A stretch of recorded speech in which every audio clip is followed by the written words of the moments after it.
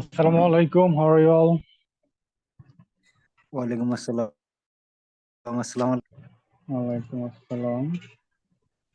Okay, so today we are going to start new lesson.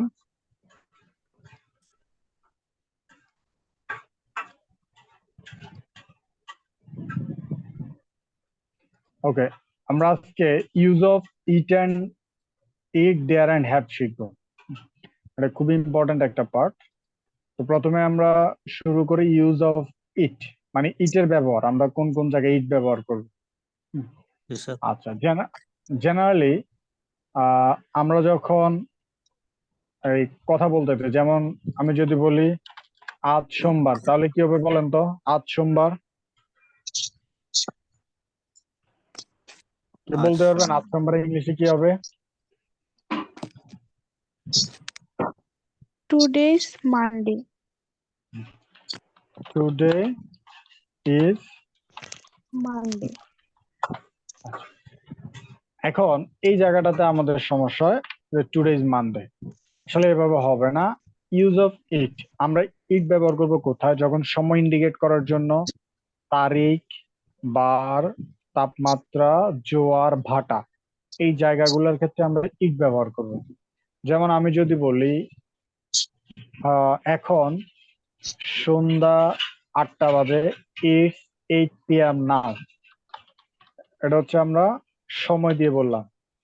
It is 8 PM নাও, এটাকে সংক্ষেপে বলতে হয় it's 8 PM now, speaking এর ভাষায়। ইটস 8 PM নাও, এখন হচ্ছে সন্ধ্যা 7টা বাজে, এটা হচ্ছে সময়ের ক্ষেত্রে গেল। তারিখের ক্ষেত্রে যেমন আজ 28 October 2023, it's 28 October 2023, it's 28 October 2023। তাহলে সময় পেলাম আমরা, তারিখ পেলাম। যেমন আজ আমার জন্মদিন, ইটস মাই বার্থডে। আজ আমার marriage anniversary, it's my marriage anniversary. আজ 21শে ফেব্রুয়ারি, ইটস 21st ফেব্রুয়ারি। তাহলে আমরা সময় এবং তারিখের ক্ষেত্রে ইট ব্যবহার করব। বারের ক্ষেত্রে যেমন আজ শনিবার মানে it's Saturday today is Saturday বলবো না, ইটস স্যাটারডে, ইটস স্যাটারডে। আজ শুক্রবার, ইটস ফ্রাইডে। হ্যাঁ, আজ শুক্রবার, ইটস ফ্রাইডে। আজ সোমবার, ইটস মানডে।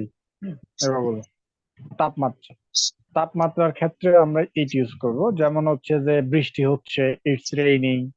ঝড় হচ্ছে, ইটস স্টর্মিং। তারপর হচ্ছে ফগি মানে হচ্ছে কুয়াশাচ্ছন্ন, যে খুব বেশি যখন কুয়াশা পড়ে তখন আমরা বলবো ইটস ফগি। যখন আপনার বরফ পড়ে, যদি আমাদের দেশে নাই, তখন আমরা বলবো ইটস স্নোয়িং।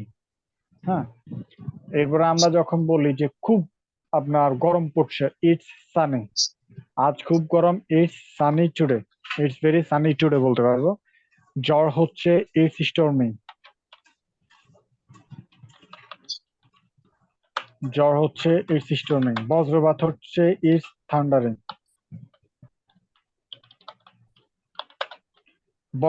বজ্রঝড় হচ্ছে, তখন আমরা বলি ইটস থান্ডার স্টর্মিং।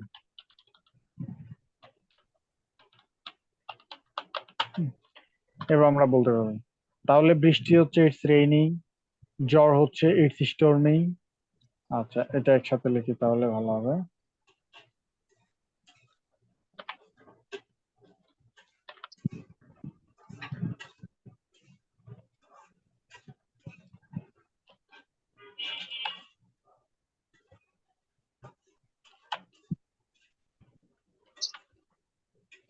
আচ্ছা, তাহলে কি পেলাম আমরা? It's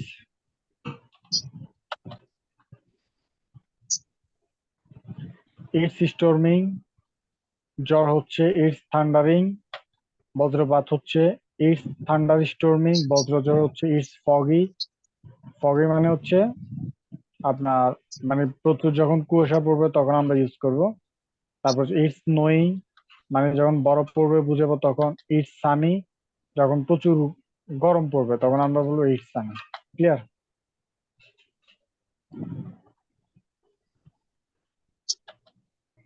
okay. এরপর হচ্ছে জোয়ার ভাটা। It's high tide. High tide মানে হচ্ছে জোয়ার, লো টাইড মানে হচ্ছে ভাটা। হ্যাঁ, ইটস হাই টাইড এখন জোয়ার, ইটস লো টাইড এখন ভাটা। হ্যাঁ, তাহলে আমরা কি পেলাম? ইট ব্যবহার করবো কখন? সময়, তারিখ, বার, তাপমাত্রা, জোয়ার ভাটার ক্ষেত্রে আমরা সময় ব্যবহার করি। যেমন এখন সন্ধ্যা 8টা বাজে, ইটস 8 PM নাও।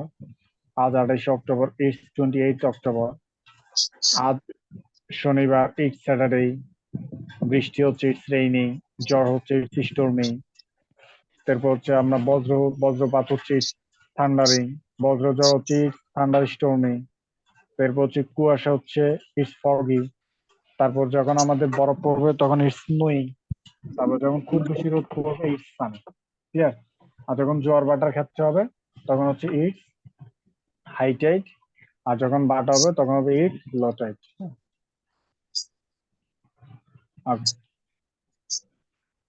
আচ্ছা, এরপর হচ্ছে আমরা ইউজ করবো হচ্ছে দেয়ার। এখানে দেয়ার এর ইউজ করতে গেলে আমাদের একটু সমস্যা হয় দেয়ার এবং হ্যাভ এর ইউজে।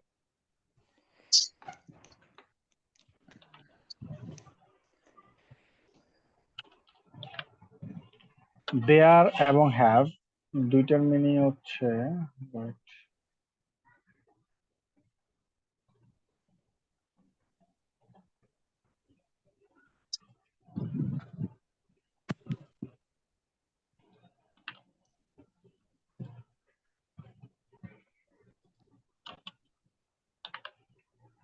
আচ্ছা, হ্যাভ মানে হচ্ছে আছে, এটা হচ্ছে মালিকানা বুঝাবে। আবার দেয়ার মানে হচ্ছে আছে, এটা মালিকানা বুঝাবে না, মানে কোনো স্থানে কোনো কিছু থাকা ইন্ডিকেট করবে। হ্যাঁ, এটা হচ্ছে মালিকানা ছাড়া। যেমন আমি বললাম আমার একটি ফোন আছে, এটাও কিন্তু আছে মিনিং দিচ্ছে। আচ্ছা, আমার একটি ফোন আছে, এই ফোনের মালিক কে? বলেন তো, আমার একটি ফোন আছে, এই ফোনের মালিক কে?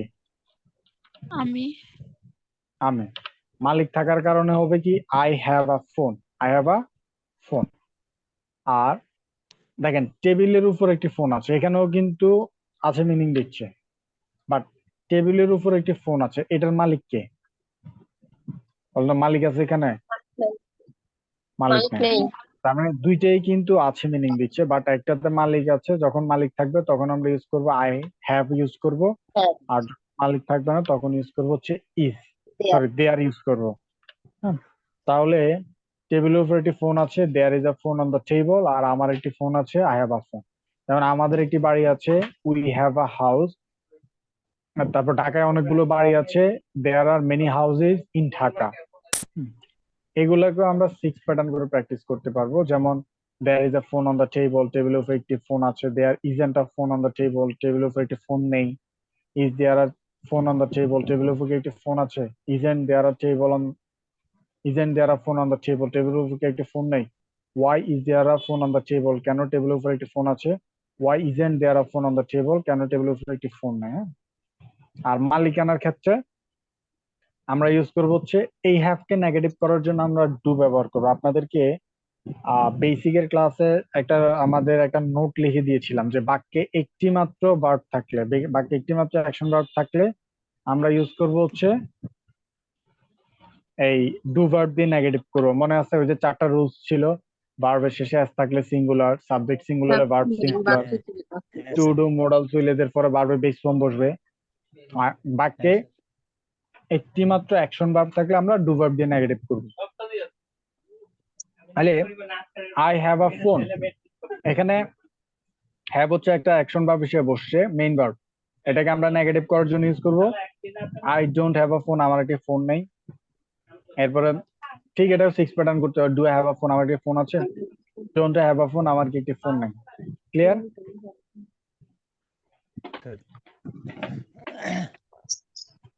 ওকে, তাহলে